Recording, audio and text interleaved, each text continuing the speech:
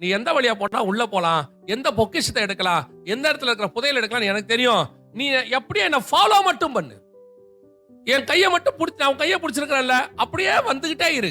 நான் உன்னை கூட்டிட்டு போய் சரியா செய்வேன் என்பதுதான் கர்த்தர் நமக்கு கொடுக்கிறதான வாக்குத்தத்தம். அல்லேலூயா.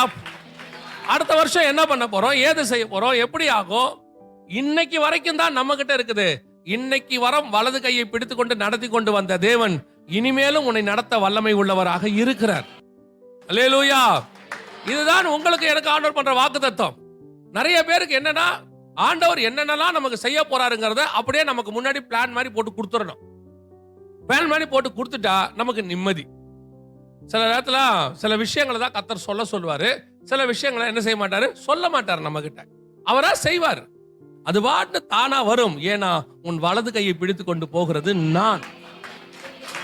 சொல்லியும் செய்யாதிருப்பாரோ, வசனத்தையும் நிறைவேற்றாதிருப்பாரோ. இந்த அவிசுவாசம் அல்லது பயம் இருக்குல்ல, அது வேணாங்கிறார் கர்த்தர். கையை நாள்ல பிடிச்சிருக்கிற